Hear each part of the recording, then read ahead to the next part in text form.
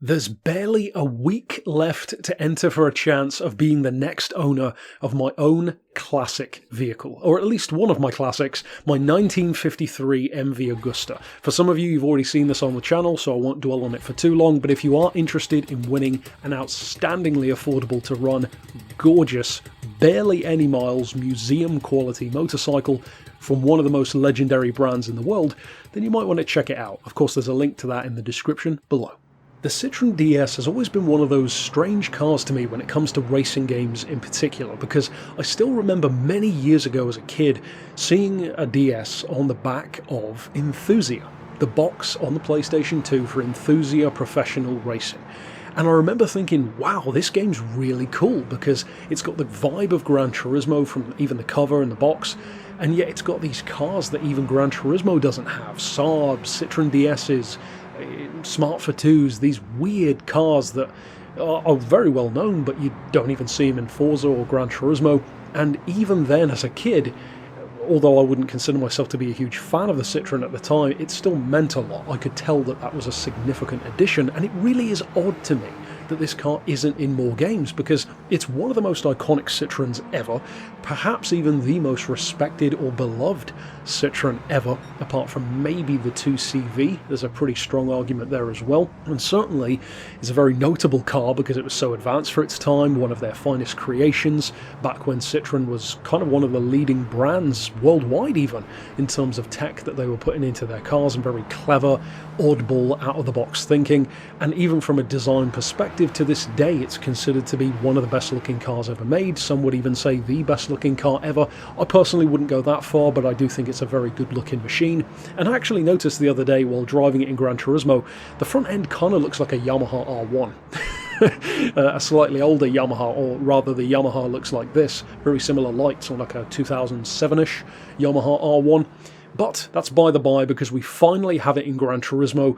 Super historically significant collector's piece, and even if it was no good at anything, it would still be worth buying because it's not that expensive. This thing's like 50 grand or just under, even in the Haggerty collection as it is, so of course the value could go up or down, but I don't see it changing all that much in the case of this car. So first of all, what's the spec? What do you actually get for your money? Well, it's a front engine, front wheel drive car, relatively unique for classics in Gran Turismo. It tends to be typically reserved for stuff like, that does tend to be typically reserved for stuff like minis. You don't see too many front engine, front wheel drive classics in the game. It's mostly mid-engine, rear wheel drive stuff. In terms of horsepower, well, of course, it's not a high performance car by today's standards at 103 horses, and it's not actually that light either at 1300 kilos, although even a stage 1 weight loss on this car immediately takes you down to around the 1100 region, so you can make it a heck of a lot lighter. The point level on this car is also not that high, 335, I mean, is extremely low, and for that level, it's actually quite a quick car. Because even though, again, it's not going to melt your face, certainly not compared to the other cars in this pack, it's the slowest of them all, but it's also got so much charm. And again, this is one of the reasons why I now drive classics exclusively. Both of my cars and my motorcycle are all classic vehicles, and I just can't get enough. The reason why I chose to do that in real life is because they just hit different. There's something about a classic which just keeps my attention for longer. They have more character, more personality. Every car feels like it has a story behind it, which modern cars simply don't.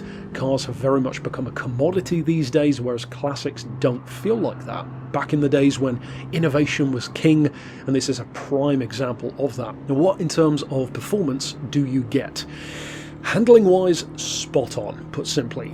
It belies its weight. The power, although limited, means it's very easy to drive, of course, super beginner-friendly, and it's just a pleasure to work with. Of course, the downside is it's not that quick, at least when you haven't done anything to it, and you can release a lot more ponies from it, but the weight loss really is probably the thing I would recommend doing first, because taking the weight even lower is only going to make its cornering even better, and one of the brilliant things about a front-wheel drive classic is you really can throw these cars through corners in a way that something like maybe an old muscle car or an old sports car might get a bit skittish, a bit tail happy, a bit floaty, but with front wheel drive it's kind of like pulling a trolley instead of pushing one. If you pull a trolley behind you, you have total control over that front end. It's very much what a front engine, front drive car the engine is irrelevant here, just the front wheel drive in particular, that's the feeling it gives you. The front end is pulling the car along instead of pushing it from the back, and it just makes it feel so planted.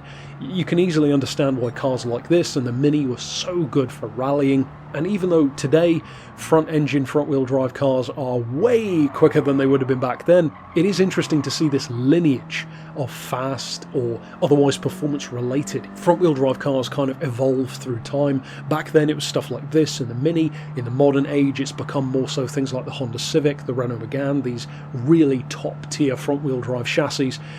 Front wheel drive was much more widely used then. I mean, even in America, look at stuff like the Oldsmobile Tornado, massive car with a front wheel drive for no apparent reason. So yeah, I find this car incredibly charming. Of course there's not too much I can say in terms of face melting performance because it just isn't that kind of machine, but it is definitely a car that I'm extremely happy to see in the game.